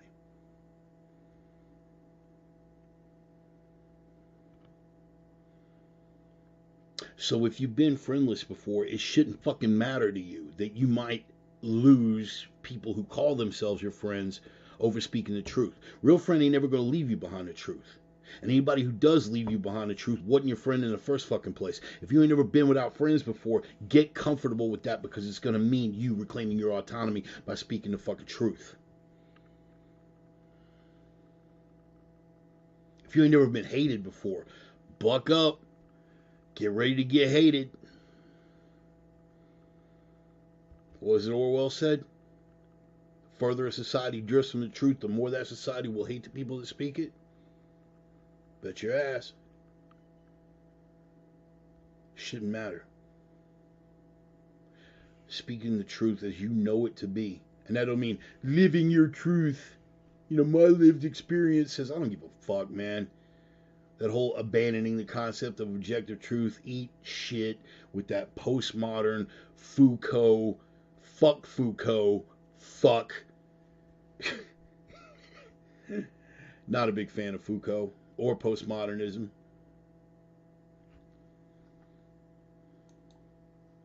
Speak what you know to be the objective truth. Live the ideology behind what you know to be objective truth. And reclaim your autonomy by not giving a fuck what that means to everybody else. Bottom line.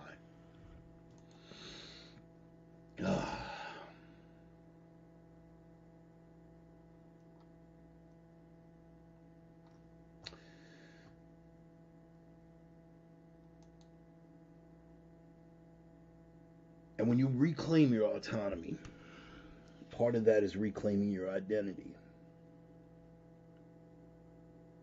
Much is made of identity politics. Identity politics across the board is fucking weakness when it's used to fucking divide. But a person who has no identity is what? Is nothing. Is empty. A culture that has no identity is dead or dying.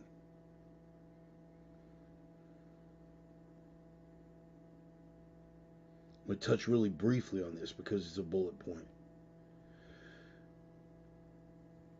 Identity politics might not be a good thing, but identity, having one, maintaining it, thumping your chest and being willing to defend it is everything. And that falls back to the original point of not giving a fuck what that means to anybody else. My buddy Drew, Andrew Elwell, paid me a really high compliment. We was talking about it. He was like, you know, Bart, you were the first person I've ever met in my life who is unapologetically pro-white European, without just being just a blind, hate-filled fucking scumbag. That's what it is to have an identity. That's what it is to have an identity and to not be defined by any specific facet of that identity. What are you saying, Bart? Stay with me. Some of you guys, we have had the deep dive discussion on my racial politics. Anybody who wants to have that discussion, I am more than willing to have that discussion. But my racial politics do not fucking define me. How many other white nationalists can you think of that consider Malcolm X a personal role model? At least since George Lincoln Rockwell died. Ryan, I know you feel me on that one. That was just for you, motherfucker.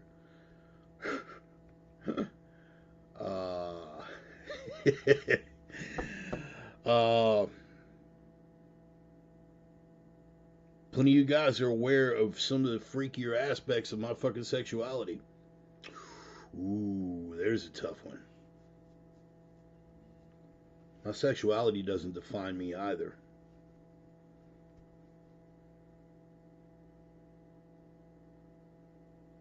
My ideology and my philosophical viewpoints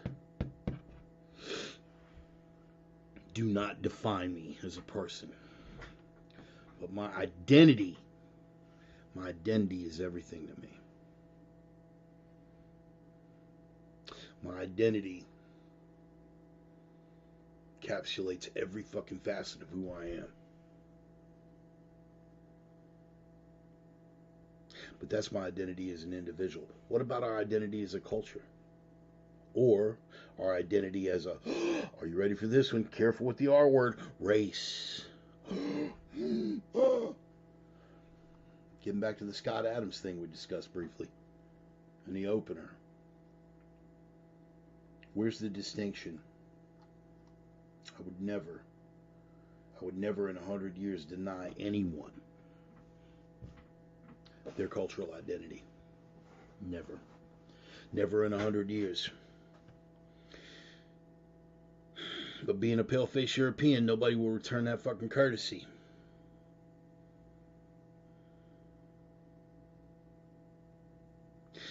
The left pushes identity politics because it serves their fucking purpose, because it marginalizes people and it squeezes them into boxes, and those boxes can be easily fucking manipulated. But the flip side of that is that a culture or a race or a people or an individual without an identity is dead, is useless, is empty.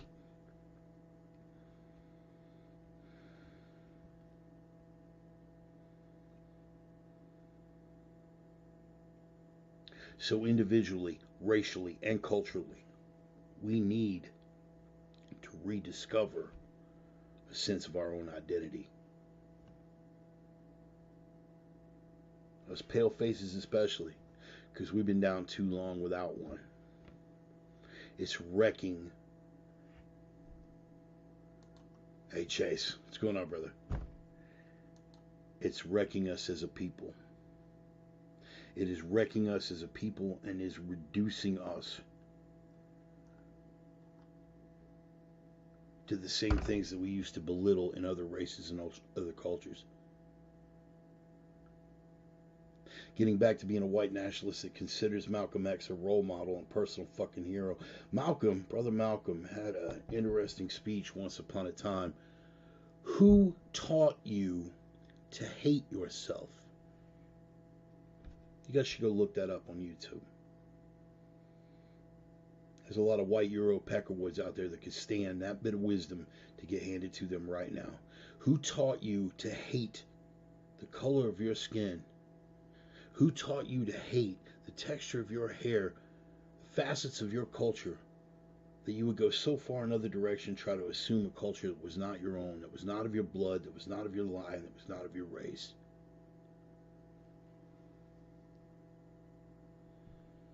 You thumping your chest being hateful and ignorant, I break no bread with you. You prostrating yourself, being sanctimoniously guilty because I was born with the original sin of whiteness, I break no bread with you either, motherfucker. You will find no place at my table and no fucking peace at my door. Identity is fucking everything. Be who the fuck you are.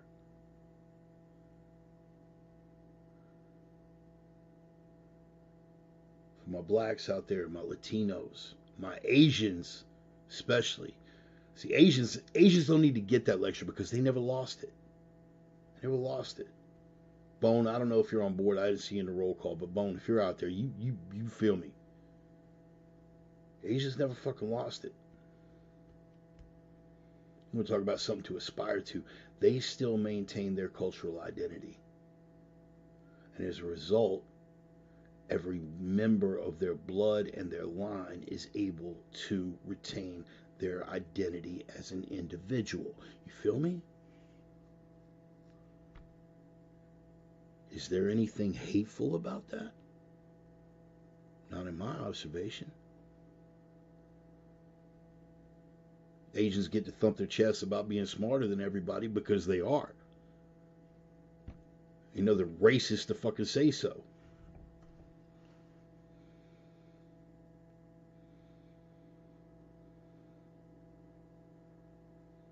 Asians today are what white Euros were once upon a time in terms of cultural identity, in terms of cleaving to their own, in terms of pushing for excellence, but mostly in terms of making no fucking apologies. And that's what makes them the model on every level. Not just for white Euros, but for every other race and bloodline on the fucking planet. Got a lot to learn from the fucking Asians. Number one lesson being never apologize for who the fuck you are. Never apologize for putting your blood first and your family and your culture first. Never apologize. And never compromise the principles that brought greatness to your culture.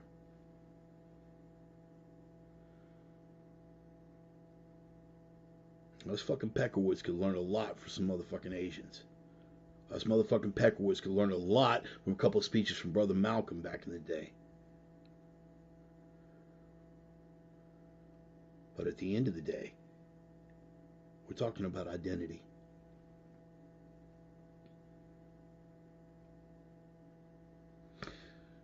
They can use it all they want to divide. And they will, because it's been very fucking effective. Why? Because you create a hierarchy. I don't need there to be a hierarchy with regard to identity. What you choose to do with your identity as a person, as a race, as a culture has fuck all to do with my identity as an individual, a member of a race or a culture.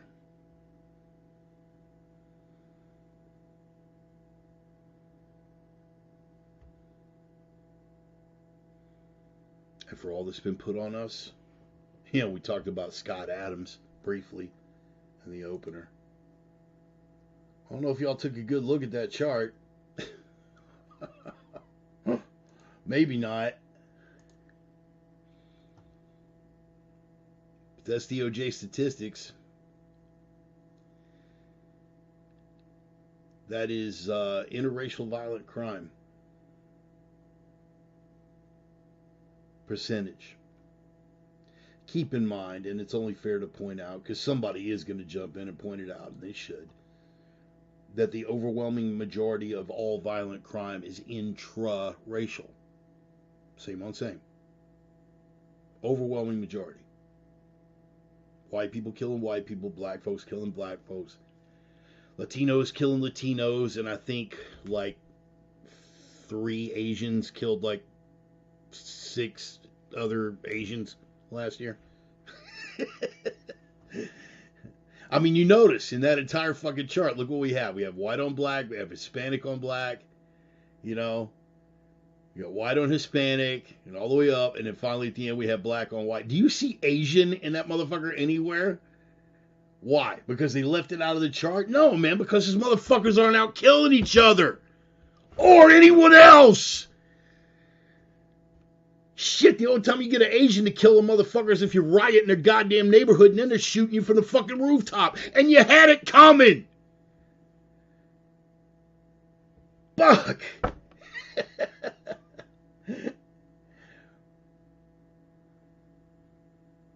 Point is this. Culture doesn't have its own identity is dead. An individual that doesn't have his own identity is dead. And anyone preaching to you that you should feel guilty for your identity, it's empty. It's fucking sick, and they want the fucking worst for you. We can accept that with everybody else. Their identity, your identity is what? Oh, your identity is trans? Oh, wow. Okay. Well, if somebody told you to deny your fucking identity, or you should feel shitty about your identity because, I mean, fuck, pick a reason. Doesn't matter. What would you be shrieking about? Quite correctly, by the way. You are denying my existence. You are denying my humanity. Okay. Fair enough. Tell me what the fuck I have for feeling guilty for, right?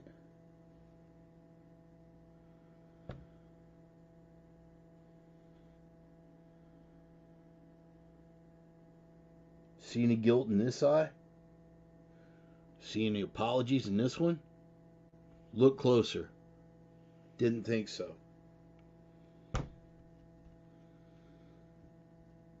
Don't ever let anyone take that identity from you. And again, getting back to reclaiming your autonomy, don't bother giving a fuck what that means to anybody else. Do I get 9 miles of shit with otherwise intelligent people for the stands that I take on account of my race? Yes. And? Oh, you don't want to be my friend because I won't apologize for being a fucking pale-faced peckerwood? Okay, cool. If I need another friend that bad, I'll feed a stray fucking dog. You don't get to define who I am. By what I advocate, you don't get to define who I am by who and how I decide to fuck. What or how I decide to read. What or how I decide to express myself. You don't get to define me based on any of those fucking things. My identity is mine. My identity is mine. It's hard won, it's hard fought, and it's fucking claimed and hard defended. Bet your ass I'll go to the wall for my fucking identity. And if you don't have an identity,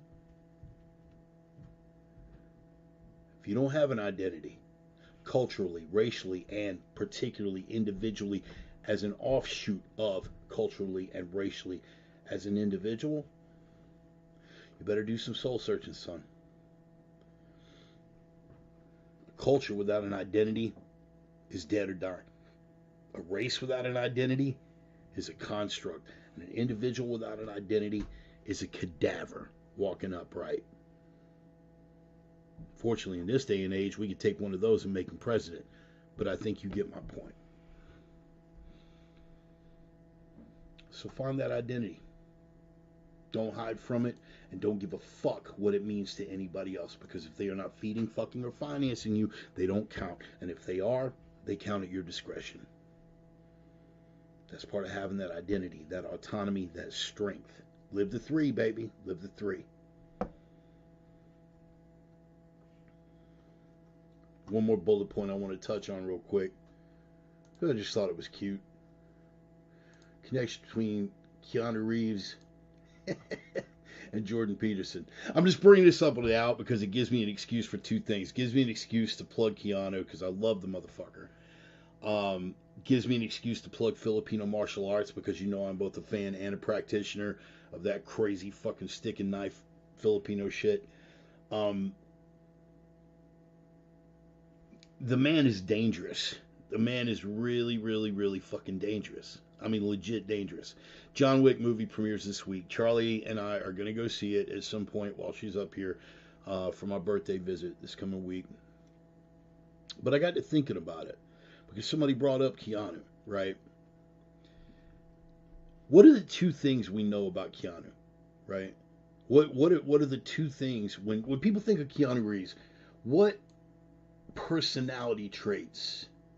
What personality traits do we think of when we think about Keanu Reeves? What do you think? Right? He's the, I mean, come on, man. Like, even in Hollywood, right? The super nice guy, the giver, the genuine humanitarian, the dude that will spend his birthday getting ice cream and pastries and fucking handing out pastries to homeless people and talking to people in a humility. Thank you, Dennis. Thank you. Fucking super humble, man. And then it hit me. Because I'm actually friends with a couple of people that Keanu has trained with at one point or another. I've never trained with the man. I've never met him. I would fuck, man. It would make my fucking millennium to be able to just sit and have a cup of coffee with the man. Everything that I've heard about him. But here's why. You hear that he's a nice guy. And again, just like I said about Gandhi, ain't nobody loved by everybody. There's at least one motherfucker out there. Man, fuck Keanu Reeves. Motherfucker banged my girlfriend while we were filming My Own Private Idaho. Fuck that motherfucker. You know, like, there's somebody. You know there's got to be. But I started thinking about it. All the things that we fucking know him for. The humility. The self-effacing humor, the genuine goodness, kindness, human kindness. And then I see him on the mats. And you think, man, this is a dangerous motherfucker. I see him doing the tactical firearm shit at that one little undisclosed location out there in Los Angeles. You guys find the videos on YouTube. That is live fire shit that he's doing. That ain't running no blanks. Those fucking pop targets aren't going over on their own.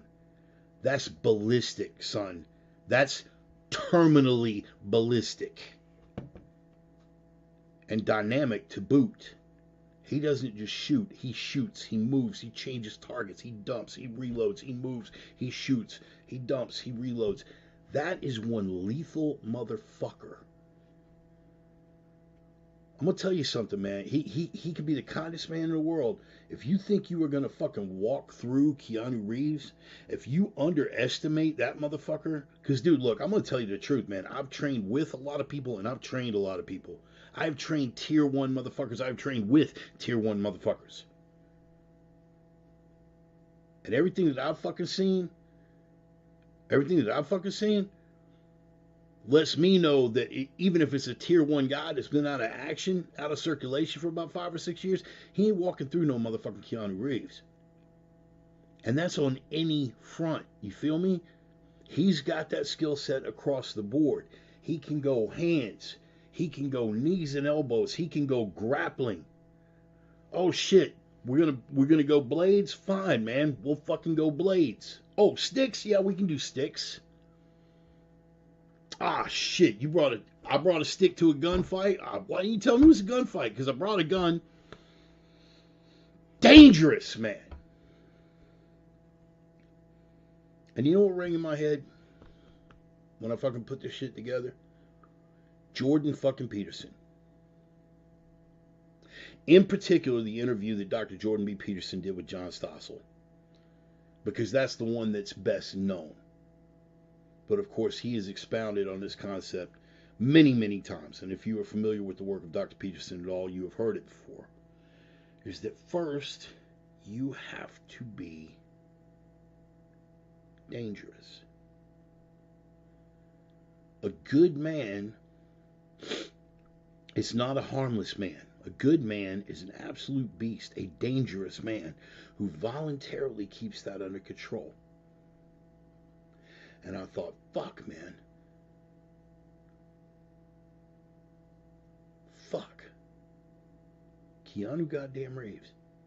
Keanu goddamn Reeves is a living example of a point that Jordan B. Peterson has been trying to make for about 6 fucking years now. Some of you motherfuckers still ain't resonating.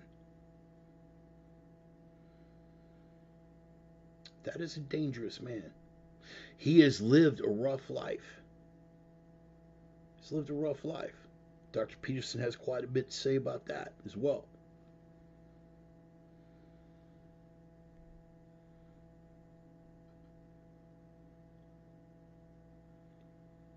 But look at what he has done. He has faced that adversity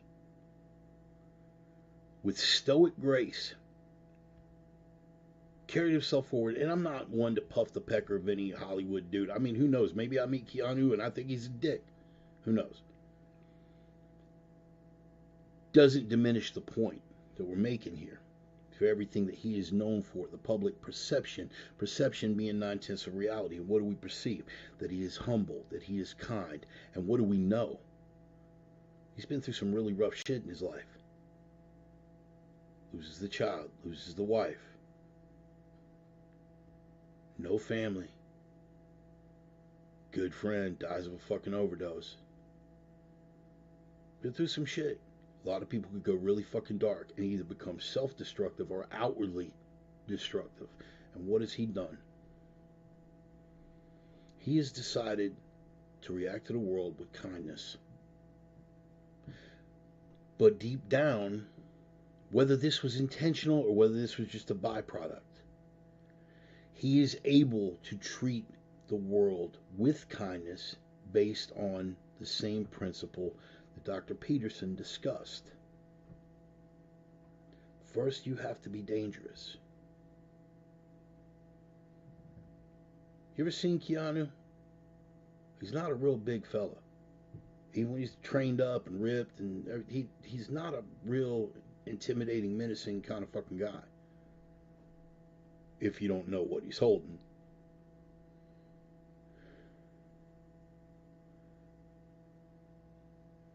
He can get by with that kind of kindness and that kind of humility because he knows what he is holding. He knows what he has survived, first of all, and what he is capable of, even more important. So just some lessons that we could take from Dr. Peterson and from Mr. Reeves, whose John Wick film I look forward to seeing this week. Something that I have to check myself on from time to time, because I'm not exactly known for my kindness. I have had several epiphanies over the course of the past year or so, and I think you guys out there who are closest to me are aware of how much that has shaped me and my worldview, and to a lesser degree, how I treat people outside of myself.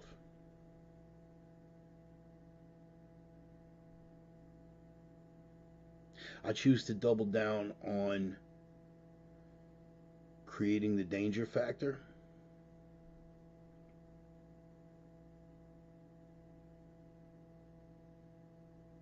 Because it is the danger factor that will allow me to be more kind. A lot of people will not ever see my outward behavior as exemplary of kindness because they disagree with my ideology, and that's fine. But again, reclaiming that autonomy, going forward, something that I'm working towards myself, and I think I'm just offering this to you. I think you guys will probably get a lot out of it as well. And there are going to be times where I stumble and I fail at this effort. But again, it's the arc, man. Just stay on the arc. I will always encourage people to learn how to be more dangerous. Even if that's just spending 30 minutes a day just throwing 1-2, 1-2 jab cross combinations on a, light heavy bag in your garage.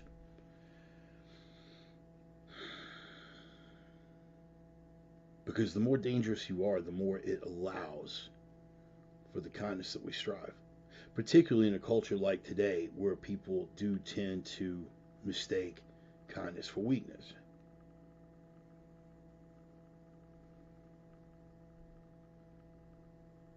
Once you have worked on the dangerous end, weakness is no longer a factor. Even if someone mistakes your kindness for weakness, that is going to be a very bad day for them. The good news is it's going to be a very short one. I must be cruel if only to be kind. Again, we're paraphrasing Shakespeare. I must be dangerous if only to be kind.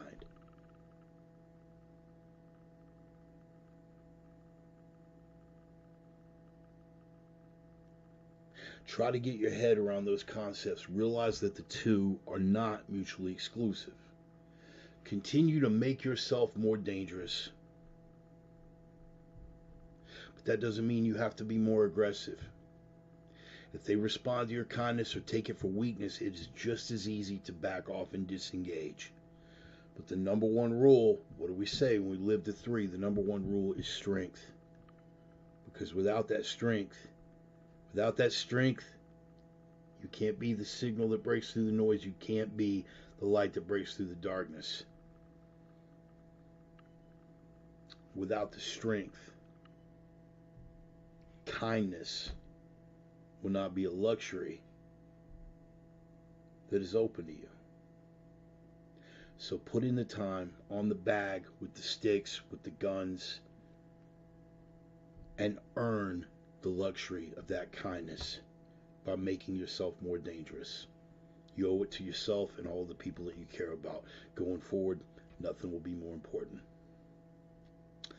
I am the Reverend. That is the gospel. Appreciate you guys being here. Yeah, we wandered a little bit today.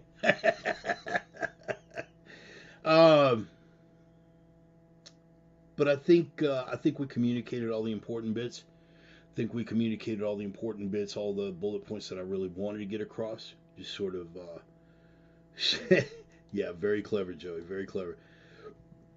But yeah, hopefully something that came out of today resonated with you. Hopefully something that I had to offer might have expanded your vision, shaped your worldview a little bit. I'm going to pass around the digital collection plate again, guys. Going forward, strength is the iron rule, man. I say it every week. I end the program with it, but I mean that. Make yourself more dangerous. Make yourself more dangerous, and you have more of a luxury to be kind. That is it. If you were weak, you were harmless, you were ineffectual, you have the luxury of being kind. Because you try being kind and you're not negotiating from a position of strength. You try being kind and you're negotiating from a position of weakness. Don't think the predator scumbags out there, those predatory miscreant pieces of shit that we see walking around the world, don't think they won't know it.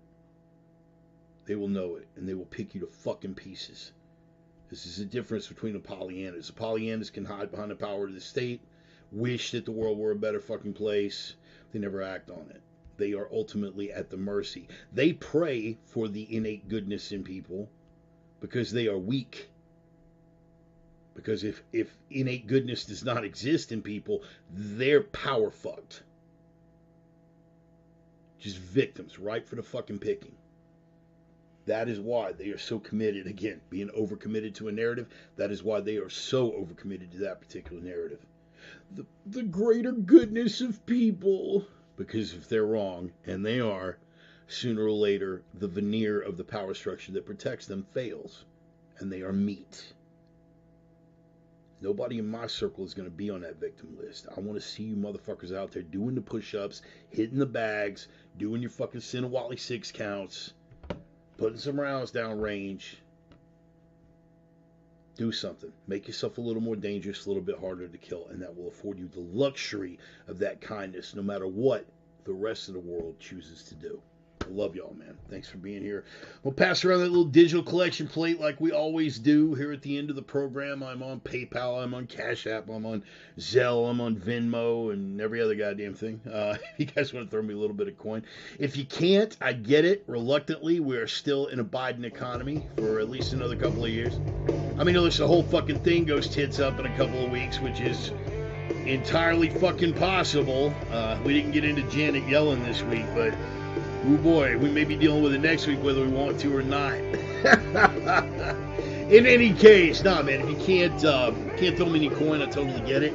Here's what you can do for me. If you got your own fucking social media profile, your platform, you got a Twitter feed, you got a Facebook page, you got a YouTube channel, hell, man, give me a repost, share, like, bump me up in the algorithm, as Roman is so fond of reminding everyone. Put the word out, man. Help spread the gospel. Hey, man, all my Reverends Rangers, my sinner sisters, my prophets of doom out there, let them know, hey, man, there's a fat, toothless cripple, crane operator with some opinions. He runs a race for a couple hours every Sunday. He's a like-minded kindred spirit. Maybe you dig what he has going on. At the very least, here's what you can do, not just for me, but for y'all, for yourselves. Like Stone's always saying, man, live the 3, baby. Live the 3. Signal-to-noise ratio is all fucked up, man. The noise is all the distraction, all the bullshit. You got to be that signal that breaks through the noise. They will try to bury you with the darkness, convince you there's nothing else but the darkness. They will emasculate you, dehumanize, demoralize you with that darkness. You have got to be the light that breaks through the darkness. But above everything else, you got to have the strength, baby. That is the iron rule. You got to have that strength to break through the weakness. I'm not talking just here. This is important. I'm talking here, and here. You got to have that strength, man. Why is that the iron rule? Why is that the most important factor? Because without the strength, you're not going to have the power and the projection to carry that signal and break through the noise. Without the strength, you're not going to have the tenacity to pick up that fucking light and carry it through the darkness. That strength is above and beyond anything else. I'll go fucking straight up Enter the Dragon on you. Who knows what beauty has died out of this world for want of the strength to survive. But it's for real though, man, for real. So be that strength in a world full of weakness. My man Stone's always saying, live the 3. Appreciate you guys being here, man. Fucking love y'all. I love these little meetings we have every Sunday. I just wish we all lived close enough we could do it in person. In the meantime, you guys take care of yourselves, take care of each other. Stay strong, stay focused. Live the 3. Love you guys. Peace. See you next Sunday. I'm out.